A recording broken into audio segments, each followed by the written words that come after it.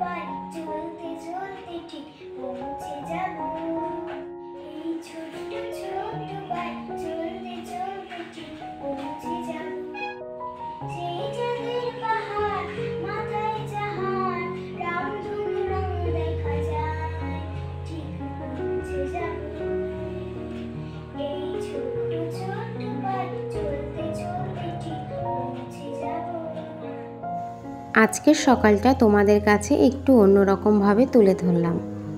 আমি ছিলাম রান্নাঘরে, মেয়ের গান শুনতে শুনতে ক্যামেরা অন করে চলে এসেছিলাম। ও কিন্তু জানেই না যে আমি ভিডিওটা করছি। জানলার ধারে বসে পাশের বাড়ির কাজ দেখছিল আর তার সাথে গানটা ধরেছিল। যদিও জানি যে গানটা অতটা ভালো হয়নি, তবুও কি জানো, এই যে একটা চেষ্টা, তারপরে নতুন নতুন শেখা, এর কিন্তু আনন্দটাই আলাদা। সবে 1 বছর হয়েছে ও গান শিখছে, আর ও স্যার এই গানটা ওকে বাড়িতে তুলতে দিয়েছে, তাই একটু চেষ্টা করছিল। চলো, এভাবেই কিন্তু একটু একটু করে চলতে চলতে আমাদের স্বপ্নগুলোকে পূরণ করতে হবে। Hello everyone, good morning. আমি সাথী নতুন আরও একটি ঝলমলে ব্লগে সবাইকে ওয়েলকাম জানাচ্ছি। আজ হচ্ছে সোমবার, সকাল 6:30টায় ঘুম থেকে উঠে পড়েছি আর কাজ করতেও লেগে পড়েছি কোমর বেঁধে, সাথে 1 কাপ চা খেয়ে ফুল এনার্জিতে। একটু একটু করে স্বপ্নগুলোকে ছোঁয়ার চেষ্টা করছি আর এই সংসারটাকে সুন্দর পরিপাটি করে গুছিয়ে রাখারও চেষ্টা করছি। সকাল সকাল বাসি বিছানাটা পরিষ্কার করে ঝেড়ে সুন্দর করে গুছিয়ে নিয়েছি, আর তার সাথে সাথে ঘরটাও ঝাড়ু দিয়ে নিচ্ছি। আজ একটু ব্যস্ত আছি, কারণ সকালে রান্নাবান্না সেরে আমাকে একটু আজ বাজারে যেতে হবে। যাব হচ্ছে আমার হাজব্যান্ডের সঙ্গে। আসলে ব্যাপারটা হয়েছে কি জানো তো, কম্পিউটারের ব্যাটারিটা আমার হাত থেকে পড়ে গিয়ে অন হচ্ছে না, সেটাই সার্ভিস সেন্টারে নিয়ে যাব। ওই জন্য একটু তাড়াহুড়ো রয়েছে। সকালে বাসি তরকারি আছে, সেটা দিয়ে সকালটা হয়ে যাবে, কিন্তু দুপুরের জন্য কিছু রান্না করে রেখে যেতে হবে। কটার সময় যে বাড়িতে ফিরবো তার তো কোনো ঠিক নেই। এবার দুপুরে তো ওরা খাবে, তার জন্য কিন্তু রান্নাটা গুছিয়ে রেখে যেতে হবে। কোথাও গেলে আমাদের মেয়েদের কিন্তু একটা কাজ, যে রান্না বান্না সংসারের সমস্ত কাজ করে তবেই কিন্তু তোমাকে বাড়িতে বেরোতে হবে, আর তারই হচ্ছে প্রস্তুতি কিন্তু খুব তাড়াতাড়ি চলছে। জানো তো, আমার একটা সুবিধা কি, আমার ঘরে কল বসানোর জন্য একটা আর কি ফুঁকো রাখা হয়েছিল, তো সেটা আর বন্ধ করা হয়নি। তো বন্ধ করে দেবো আর কি, মানে ঘরে তো টাইলস বসাবো, তখন এই ফাঁকাটা বন্ধ করে দেবো। এখন আমি কি করি, শর্টকাটে কাজ চালানোর জন্য, আসলে নিচে তো কলপার, তো ওই ফুঁকো থেকেই ময়লাগুলো ফেলে দিই আর কলপারে পড়ে যায়। তো যে যখন কলপারে যায় তখন জল দিয়ে ধুয়ে দেয়। আমার ঘরের এই একটা সুবিধা এখন মানে হয়েছে আর কি।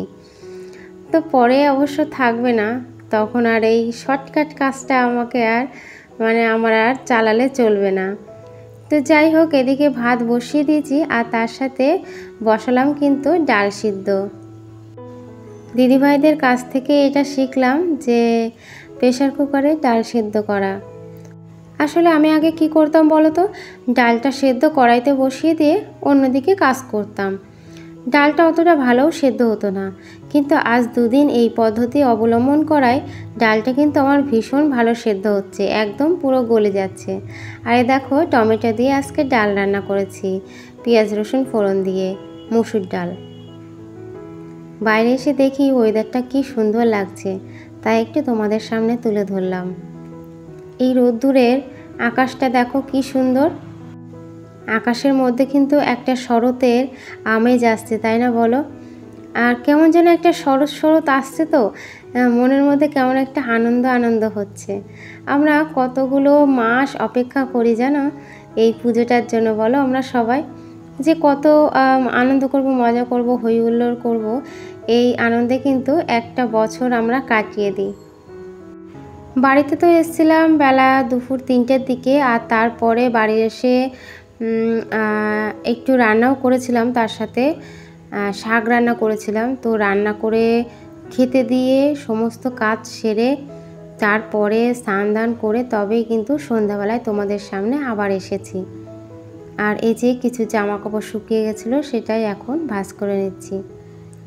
যেহেতু বাড়ি ছিলাম না, আর কোনো ব্লগও করা হয়নি, আর বাইরে একটা টেনশনের মধ্যে ছিলাম আজকে, তো সেই জন্য কিন্তু আর কোনো বাইরের না ভিডিওটা করতে পারিনি। আর তারপরে সবসময় করতে ইচ্ছা হয় না, জানো তো। তো যাই হোক, চলো জামা কাপড়গুলো ঝটপট ভাঁজ করে নিই।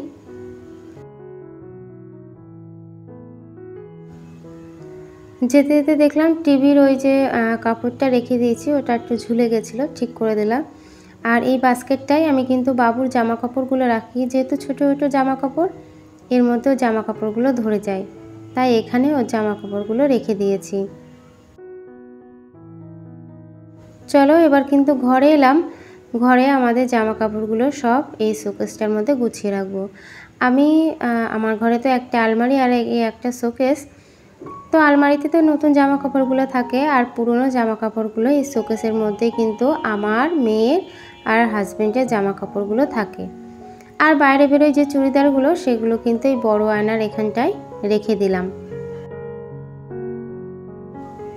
সন্ধ্যাবেলা হয়ে গেছে, আর ওদিকে মেয়েকে বললাম তুই একটু সন্ধ্যাটা দিয়ে দে, আর তাই হচ্ছে মেয়ে সন্ধ্যাটা দিয়ে দিল। আর আমি এদিকে এসছি রান্নাঘরে। ঘরে হলুদটা বাড়ান্ত হয়ে গেছিলো, তাই এনে দিয়েছিল আমাকে, তো সেই হলুদটাই এখন আমি ঢেলে রাখছি।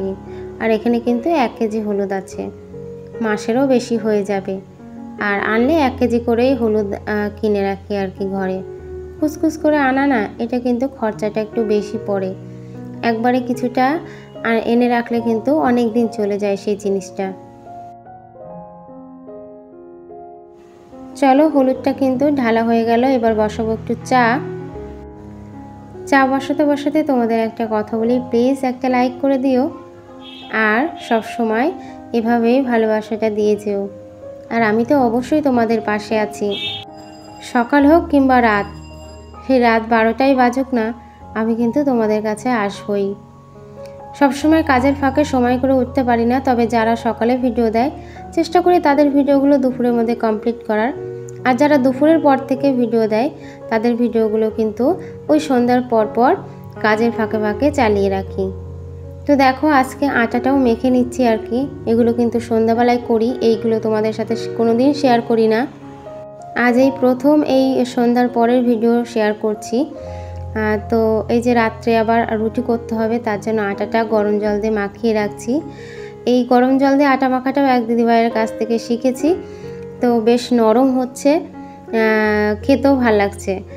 আর আমি আগে রুটিগুলো না এতটা সফট হতো না।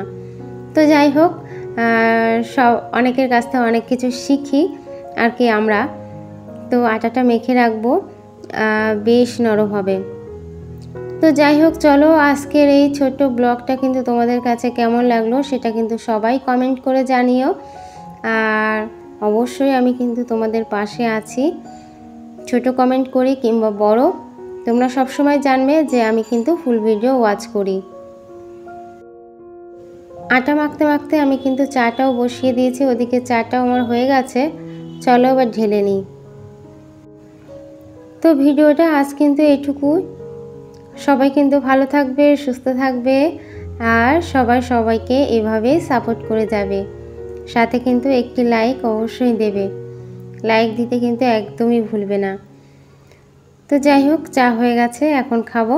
চলো টাটা, বাই।